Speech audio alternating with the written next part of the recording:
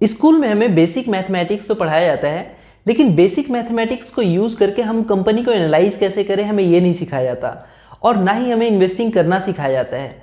तो ऐसे में इन्वेस्टिंग सीखने और स्टॉक मार्केट को जानने के लिए इन्वेस्टिंग पर आधारित सबसे अच्छी बुक्स में से एक और मेरी favourite book learn to earn by Peter Lynch, इस बुक को पढ़ना बहुत ज़रूरी है, क्योंकि ये बुक स्टॉक मार्केट पर अवेलेबल सभी बुक्स में से सबसे आसान और सरल है।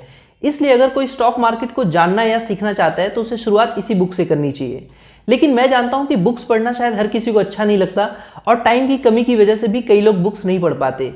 इसलिए आज इस वीडियो में मैं आपको इस बुक के सभी इंपॉर्टेंट पॉइंट्स के बारे में बताऊंगा, जिसे हर बिगनर्स को और जो शेयर मार्केट में इन्वेस्ट करना चाहते हैं उन्हें जानना बहुत जरूरी है। इस बुक में पीटर लिंच कॉमन इन्वेस्टर्स की 5 बड़ी गलतियों के बारे में बताते हैं कि क्यों हर कॉमन इन्वेस्टर एक सक्सेसफुल इन्वेस्टर नहीं बन पाता।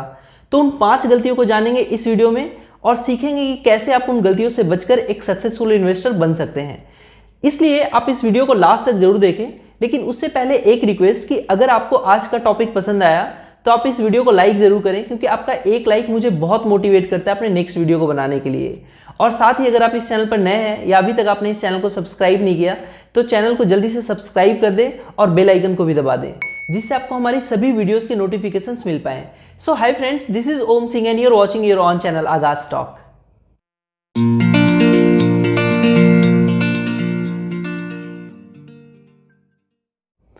तो सबसे पहले जिन लोगों को नहीं पता कि क्यों पीटर लिंच इतने फेमस हैं, चलिए जान लेते हैं। पीटर लिंच दुनिया के सबसे महान सक्सेसफुल फंड मैनेजर्स में से एक हैं। इन्होंने फिडिलिटी नाम की एक कंपनी का म्यूचुअल फंड मैनेज किया था, जिसमें इन्होंने 29% का रिटर्न लगातार कई सालों तक लाकर अपने इन्वेस्टर्स को दिया था, और इसलिए इन्हें इन्वेस्टिंग का लेजेंड कहा जाता है। और अब एक एक करके हम सभी इंपॉर्टेंट पॉइंट्स को जानते हैं जिसे इस बुक में बताया गया है। तो सबसे पहला पॉइंट जो पीटर लिंच इस बुक में बताते हैं वो है पावर ऑफ मनी के बारे में। देखिए, आज आप जो पैसा खर्च करते हैं किसी भी चीज़ पर, आप ऐसे सोचें कि अगर आप उस पैसे को खर्च ना करके सेव कर ले और उसे स्टॉक मार्केट में किसी अच्छे से शेयर में इन्वेस्ट कर देते हैं, तो अगले कुछ सालों में वो पैसा कितना वेल्थ क्रिएट कर सकता है आप इसका अंदाजा भी नहीं लगा सकते हैं। चलिए इसे एक सिंपल एग्जांपल से समझते हैं कि अगर आज आप 1000 रुपया सेव कर लेते हैं और उसे अच्छे से स्टॉक में इन्वेस्ट कर देते हैं, तो अगले 20 साल में वो 1000 रुपया आपका 1.25 लाख बन जाता है। और यहाँ आप अपने पैसे की असली ताकत को समझ पाएंगे। इसलिए आप जितना भी कमाते हो उसमें से एक छोटा सा हिस्सा भी जरूर सेव करें और उसे स्टॉक मार्केट में या फिर म्यूचुअल फंड में इन्वेस्ट करते रहें और उसे लंबे समय के लिए इन्वेस्टेड रहने दें, जिससे वो आपके लिए वेल्थ क्रिएट करने का काम कर पाए। और जब आप 15-20 सालों तक ऐसा करते रहेंगे, आप डेफिनेटली एक बहुत बड़ा वेल्थ क्रिएट कर पाएंगे। और अगर आप कम अमाउंट भी सेव करते हैं तो आप ये मत सोचिए कि आपने इतना कम अमाउंट सेव किया इससे क्या होगा, बल्कि आप 20 साल बाद के फ्यूचर वैल्यू ऑफ मनी को देखिए कि यही छोटा सा अमाउंट 20 साल बाद कितना बड़ा वेल्थ क्रिएट करके देगा। और अगर इसे आप इन्फ्लेशन यानी कि महंगाई दर जो लगभग 6% की दर से हर साल बढ़ता है उससे भी एडजस्ट कर देते हैं, तो भी आपके पास एक बड़ी रकम बचती है और आपका पैसा कई गुना बढ़ जाता है। पीटर लिंच इस बुक में कॉमन इन्वेस्टर्स की एक और बड़ी गलती के बारे में बताते हैं, जो है टाइमिंग द मार्केट। मार्केट को टाइम करने का मतलब है कि अगर आप किसी कंपनी के शेयर को 100 रुपये में खरीदते हैं और थोड़े दिन बाद वो शेयर बढ़कर 300 का हो जाता है, और अब आप इसे बेच देते हैं ये सोचकर कि जब ये शेयर वापस से 250 पर गिरकर आएगा तब इसे खरीद लूंगा। लेकिन अगर वो शेयर 250 पर आए ही नहीं और 300 से बढ़कर सीधा 1000 हो जाए, तो आपने थोड़े से लालच की वजह से अपना 10 गुना पैसा कमाने का मौका खो दिया, और इसे ही टाइमिंग दी मार्केट कहते हैं। और मार्केट को टाइम करके कोई भी 1 या 2 बार पैसा तो कमा सकता है, लेकिन अगर कोई ये सोचे कि वो हर बार मार्केट को टाइम करके पैसा कमा लेगा, तो ध्यान रखें कि दुनिया के बड़े बड़े इन्वेस्टर्स जब मार्केट को टाइम करने में सक्सेसफुल नहीं हो पाते, तो आप ऐसा कर लेंगे इसके चांसेस बहुत बहुत कम है। इसलिए अगर आपने किसी कंपनी का शेयर अच्छे दाम पर खरीदा है और अगर आपको उस कंपनी का फंडामेंटल्स पसंद है, तो जरूरी है कि आप उस शेयर को अपने पास लंबे समय तक रहने दें, तभी तो शेयर आपके लिए पैसा कमा पाएगा, तभी तो शेयर आपके लिए वेल्थ क्रिएट कर पाएगा। और मार्केट में उतार चढ़ाव तो लगा ही रहता है, तो मार्केट के उतार चढ़ाव से घबराए नहीं, डरे नहीं, और कभी भी मार्केट को टाइम करने की कोशिश ना करें, क्योंकि मार्केट को टाइम करके हर बार पैसा नहीं कमाया जा सकता। अगला इंपॉर्टेंट पॉइंट जो इस बुक में बताया गया है वो है लर्न टू फेल। देखिए, जब भी नए लोग शेयर बाजार में आते हैं वो बहुत जल्दी बहुत सारा पैसा कमाना चाहते हैं, जिसकी वजह से वो तरह तरह के शेयर खरीदते हैं और कई बार वो गलत स्टॉक पिक कर लेते हैं और उन्हें नुकसान हो जाता है। तो एक बात आप सबका जान लेना बहुत जरूरी है कि जब भी आप शेयर बाजार में इन्वेस्ट करते हैं तो वहां लगभग पूरी संभावना है कि आप कई बार फेल होंगे।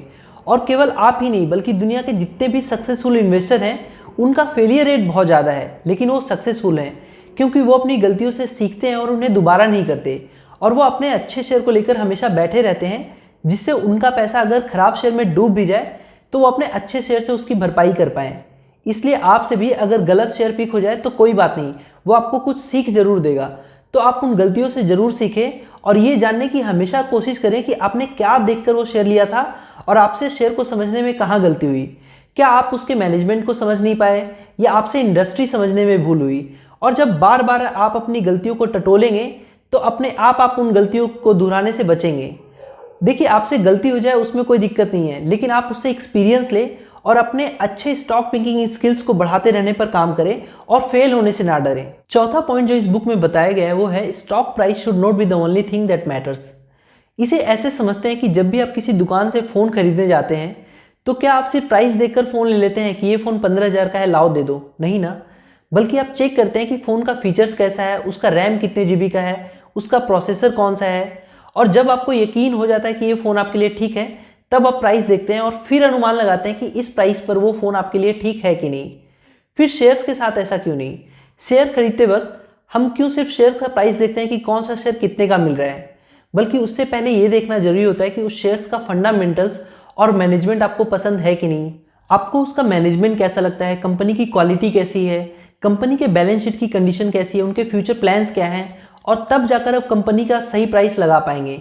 इसलिए जब भी आप कोई भी शेयर खरीदें तो आप उस कंपनी के फंडामेंटल्स और मैनेजमेंट्स को जरूर देखें, सिर्फ प्राइस ही नहीं, क्योंकि प्राइस तो ऊपर नीचे हो सकता है लेकिन कंपनी का फंडामेंटल्स हमेशा ऊंचा ही होना चाहिए। अगला और आखिरी इंपॉर्टेंट पॉइंट जो इस बुक में बताया गया है वो है स्टार्ट अर्ली।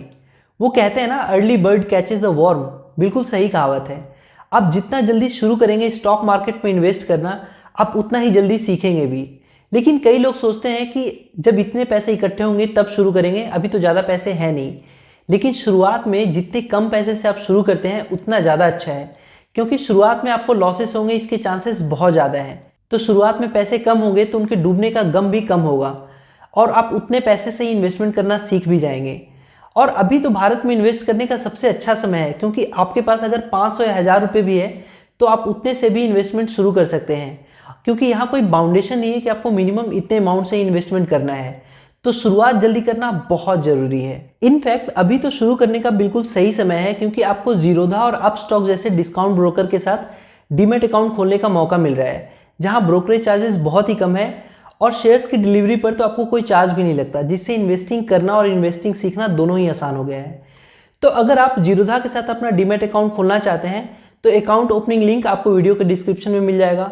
अगर आपको जानना है कि जीरोधा में step by step online account कैसे खोलते हैं तो उसके लिए आप हमारे इस वीडियो को जरूर देख सकते हैं। इस वीडियो का लिंक भी आपको नीचे डिस्क्रिप्शन में और ऊपर कार्ड पर मिल जाएगा। तो इसी के साथ दोस्तों उम्मीद करता हूं कि आपको आज का वीडियो पसंद आया होगा और आप लर्न टू अर्न बुक के सभी इंपॉर्टेंट पॉइंट्स को समझ गए होंगे, जिससे अब इन्वेस्टिंग करते समय आप उन गलतियों को नहीं करेंगे जो बाकी के कॉमन इन्वेस्टर्स करते हैं। अगर वीडियो पसंद आया तो इसे लाइक जरूर करें, अपने दोस्तों के साथ शेयर करें, जिससे वो भी इस बुक के सभी इंपॉर्टेंट पॉइंट्स को जान पाएं, सीख पाएं। अगर आपका कोई भी प्रश्न है इस वीडियो से रिलेटेड या इस चैनल से रिलेटेड तो आप मुझे कमेंट करके जरूर बता सकते हैं, मैं उस पर जल्द ही आपको रिप्लाई करने की कोशिश करूंगा। और अभी तक अगर आपने इस चैनल को सब्सक्राइब नहीं किया तो जल्दी से दबा दीजिए उस लाल सब्सक्राइब बटन को और बेल आइकन को भी, जिससे आपको हमारी सभी वीडियोस के नोटिफिकेशंस मिलती रहें। मैं मिलता हूं आपसे अपनी अगली वीडियो में। Till then keep learning for future earning and most importantly thanks for watching. Take care, bye bye.